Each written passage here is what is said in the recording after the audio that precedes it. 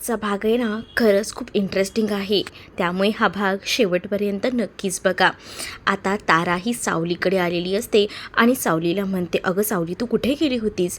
त्यावर सावली सांगते, "अगं मी ते सगळं तुला नंतर सांगते. मी कुठे गेली नव्हती, मला उचलून घेऊन गेले होते." "काय? कोणी? कधी?" असं ती विचारू लागते. पण आता दुसऱ्या गाण्याची सुद्धा सुरुवात होणार असते, म्हणून ती तिला ना पाठवून देते. आता इथे सावली जी आहे ती आता दुसरं गाणं गायला सुरुवात करते. तेवढ्यातच ना जगन्नाथने सुमनला कॉल केलेला असतो आणि त्याला सांगतो की या, आता तुम्हाला तुमच्या फॅमिलीला भेटायची वेळ झालेली आहे, लवकर या. असं सांगितल्यानंतर आता सुमन देखील तिकडनं निघतात. इकडे आता सावली पुन्हा नवीन गाणं चालू करते. नवीन गाणं जेव्हा ती गात असते तेव्हा मात्र आता इकडे तारा जी आहे ती फक्त लिपसिंग करत असते आणि त्याच वेळेला सावली ते गाणं गात असते.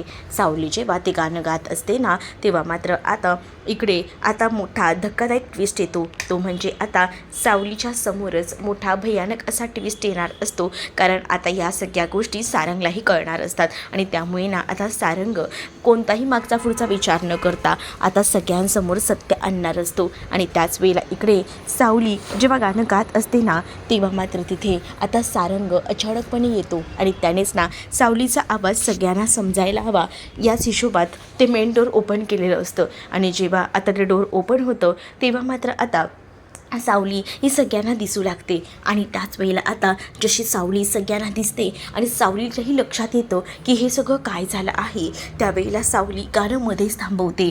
कारण आता सावलीला माहिती आहे की तिचं सत्य आता अख्ख्या जगासमोर येणार आहे आणि त्यामुळे तिला धक्का बसतो. आणि तर इकडे मात्र आता सगळीजणं बघत राहतात, कारण आता सारंग अजूनही कॅमेऱ्यासमोर आलेला नसतो. आता इथे भैरवी ही मात्र आता चकित होऊन पाहू लागते. भैरवीला आता हे सगळं नकोसं झालेलं असतं, कारण इतके वर्ष भैरवीने जे काही कार्यक्रम सुरू ठेवलेले होते त्या कार्यक्रमाचा आता अंत होणार होता. तिचं सगळं सत्य अख्ख्या दुनियेसमोर येणार होतं आणि त्यामुळेच ना आता मात्र ती एकदमच शांत बसते. इकडे मात्र आता तिलोत्तमा हिचं देखील तोंड पाहण्यासारखं झालेलं असतं. तिला देखील काय बोलू आणि काय नको हे समजत नसतं. तर दुसरीकडे मात्र आता सारंग जो आहे तो म्हणत असतो की सगळ्यांनाच धक्का बसलाय, मला कळतंय, पण आता तुम्हा लोकांसमोर हे सत्य आणणं देखील गरजेचं होतं. आता कोणीही कांगावा करू नका, तुमच्यासमोर जे सत्य आहे ते तुम्हाला अर्धच माहिती आहे. इतके दिवस जो आवाज तुम्ही ताराचा म्हणून ऐकताय ना, तो आवाज ताराचा नसून तो आवाज सावलीचा आहे. आणि हे जेव्हा आता अख्ख्या दुनियेसमोर सारंग सांगतो तेव्हा मात्र आता सगळ्यांनाच धक्का बसतो. मुळात सावलीला सुद्धा धक्का बसलेला असतो आणि सावली जी आहे ती तर आता पाहतच राहते. आणि जेव्हा सावली हे सगळं बघते तेव्हा सावलीच्या लक्षात येतो की इतके दिवस आपण ही गोष्ट सारंगपासून सुद्धा लपवली आहे आणि या अशा पद्धतीने सारंगला ह्या गोष्टी कळतील असं तिला वाटलंही नव्हतं. आणि त्यामुळे आता तिला भयंकर असा त्रास होऊ लागतो. आणि तेवढ्यातच ना इकडे मात्र आता भैरवीच्या स्वार्थाचा बॉम्ब मोठापणे फोडलेला असतो या सारंगने, आणि हे अपेक्षितच होतं. आणि त्याच वेळेला ना आता सारंगने ठरवलेलं असतं की काही झालं तरी जो काही सावलीचा भूतकाळ आहे, सावलीच्या भूतकाळात ज्या काही घटना घडल्या आहेत त्या सगळ्या काही अख्ख्या दुनियेसमोर मांडायच्या. म्हणजेच ना सगळ्या पब्लिकला दाखवून द्यायचं की सावलीची या सगळ्यामध्ये चूक नाही आहे. सावलीने अक्षरशः सारंगचे पायही धरलेले असतात, कारण तिला माहिती आहे की तिने तिच्या नवऱ्यापासून एवढं मोठं सत्य लपवलं आहे. पण यामागे सुद्धा काय हेतू आहे आणि या सगळ्या गोष्टींना बरोबर सारंगला माहिती असतात. आणि म्हणूनच ना सारंग जो आहे तो या सगळ्यामधून तयार असतो. मग आता सारंगने सुद्धा ठरवलेलं असतं की सावलीचा जो भूतकाळ आहे ना तो सगळ्यांसमोर आणायचा. त्याच वेळेला सावली जेव्हा जन्माला आली होती तेव्हा तिच्या काहीच मुमेंट्स नव्हत्या, म्हणूनच तिच्या बाबांनी थेट त्या सावलीला जन्म झाल्या झाल्या विठ्ठलाच्या पायापाशी ठेवलं होतं. आणि विठ्ठलाचं फूल जेव्हा पडलं तेव्हा सावलीच्या डोळ्यातून अश्रू आले होते आणि त्याच वेळेला सावलीचं नाव त्याच देवळात ठेवलं गेलं. म्हणजेच विठ्ठलाच्या सावलीच्या समोर त्यांना तिला जाग आली होती, ती आता रडू लागली होती आणि म्हणूनच सावलीच्या वडिलांनी तिचं नाव सावली असं ठेवलेलं होतं. आणि जेव्हा या सगळ्या गोष्टी एकदम व्यवस्थितपणे नाट्यमय रूपात मांडल्या जातात तेव्हा मात्र आता पुढे हेही सांगितलं जातं, सावली अशीच मोठी होत गेली. सावलीच्या चेहऱ्याचा रंग आणि या सगळ्या गोष्टींवर ना सावलीला जज केलं गेलं, पण सावलीने माघार घेतली नाही.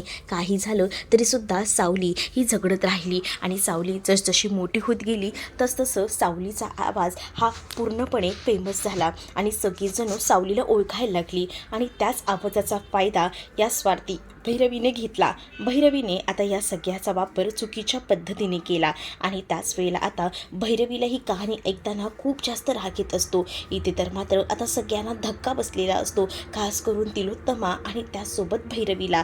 कारण हे जे सत्य आहे ना ते भयंकररित्या समोर आलेलं असतं. पण त्याच वेळेला आता सारंग जो आहे तो सगळी कथा जी आहे तो व्यवस्थितपणे मांडतो आणि जेव्हा तो ही कथा व्यवस्थितपणे मांडतो ना तेव्हा मात्र आता भैरवी चकित होऊन पाहू लागते. त्यानंतर आता ही सुद्धा कथा सांगितली जाते की जेव्हा इकडे जी सावली आहे ती एका ठिकाणी म्हणजे शाळेमध्ये जेव्हा गाणं गात होती त्यावेळेला सावलीचा आवाज हा किती भारी होता आणि तो आवाज तिने उचलला आणि ताराला गाण्यामधला काहीच सुद्धा माहीत नव्हता आणि त्या ताऱ्याला फक्त लिपसिंगसाठी ठेवलं गेलं आणि त्यामुळेच ना ताराच्या नावाने हिला पुढे केलं आणि हिचा आवाज मागून द्यायचा. या सगळ्या गोष्टी हिने बरोबर केल्या असंच देखील आता म्हटलं जातं. आणि जेव्हा या सगळ्या गोष्टी अशा पद्धतीने जेव्हा सारंग सगळ्यांसमोर मांडतो तेव्हा मात्र आता भैरवी ही शांतच राहते. पण आता मात्र हे सगळं जेव्हा नाट्यरूपात दाखवलं जातं त्यावेळेला बिचाऱ्या सावलीने तिचा जो आवाज आहे ना तो सुद्धा गहाण ठेवलेला असतो. आणि हे सगळं सत्य आता जेव्हा प्रत्येकाला समजतं, खास करून म्हणजे जी अमृता आहे त्याचसोबत बाकी इतर लोकांना यांनासुद्धा आश्चर्याचा धक्का बसतो. पण मेन धक्का तर इकडे असणाऱ्या तिलोत्तमा आणि भैरवीला पडलेला असतो. पण दुसरीकडे आता सारंग हा सावलीच्या पाठी खंबीरपणे उभा असतो आणि तो आता सरळ तिला म्हणतो की सावली आता घाबरायचं नाही, आता तू माझी बायको आहेस आणि सावली सारंग मेहंदे म्हणून आता अख्ख्या जगासमोर तुझा आवाज काय आहे ना तो दाखवून द्यायचा. आता न घाबरता सगळ्याला सामोरं जायचं असं देखील आता सांगितलेलं असतं. मग आता सारंग सावलीच्या पाठी खंबीरपणे उभा आहे म्हटल्यावर आता सावलीसुद्धा या सगळ्यासाठी तत्परतेने तयार होते आणि तीही ठरवते आता माघार घ्यायची नाही. आता आपण जे वचन दिलं होतं त्यातून आपण बाहेर पडायचं आणि त्यामुळेच ना आता त्या वचनात ना ती बाहेर पडायचा निर्णय घेते. आणि जेव्हा त्या वचनातून ती बाहेर पडायचा निर्णय घेते ना तेव्हा मात्र आता भैरवीला धक्का बसतो. भैरवी विचार करत असते की सावली हे सगळं करणार नाही, पण आता तारासुद्धा सावलीला सपोर्ट करते आणि तिला म्हणते की सावली होऊन जाऊ दे गाणं. मग आता सावली गाणं गायला सुरुवात करते तेव्हा मात्र आता तिलोत्तमा आणि त्यासोबत इथे असणाऱ्या या भैरवीला खूप मोठा धक्का बसलेला असतो आणि त्या दोघीही जणी ज्या आहेत त्या आता सावलीकडे रागानंच पाहत असतात. आणि इथे असणारे सगळे प्रेक्षक वर्ग त्यांना मात्र सावलीचा आवाज आता खऱ्या अर्थाने कळलेला असतो. म्हणजे इतके दिवस ती लोक समजत होते की जो ताराचा आवाज आहे तो आवाज ताराचा नसून हा सावलीचा आहे, हे सुद्धा आता त्या प्रत्येकाला कळलेलं असतं. त्यामुळे आता जगन्नाथ हा खूप जास्त खुश असतो कारण त्याच्या मुलीला आता खऱ्या अर्थाने न्याय मिळालेला असतो. आणि ताराच्या सुद्धा डोळ्यातून आनंदाश्रू वाहत असतात कारण ताराला सुद्धा कित्येक दिवस झाले हे सगळं काही करायचं नव्हतं. तिला सुद्धा वाटत होतं की ही जी फसवेगिरी आहे ती थांबवावी, पण ती भैरवी हे सगळं काही थांबवत नव्हती. आता इकडे जेव्हा जे सावलीचं गाणं आहे ते गाणं सावलीचं गाऊन होतं तेव्हा मात्र आता प्रत्येकजण टाळ्या वाजवू लागतात. पण आता इथे एक मोठा ट्विस्ट येतो, तो म्हणजे सुमन जो आहे तो या कार्यक्रमामध्ये आलेला असतो आणि अचानकपणे आता तो म्हणू लागतो की सगळ्यांनी थांबा आणि सगळ्यांचंच लक्ष मागे जातं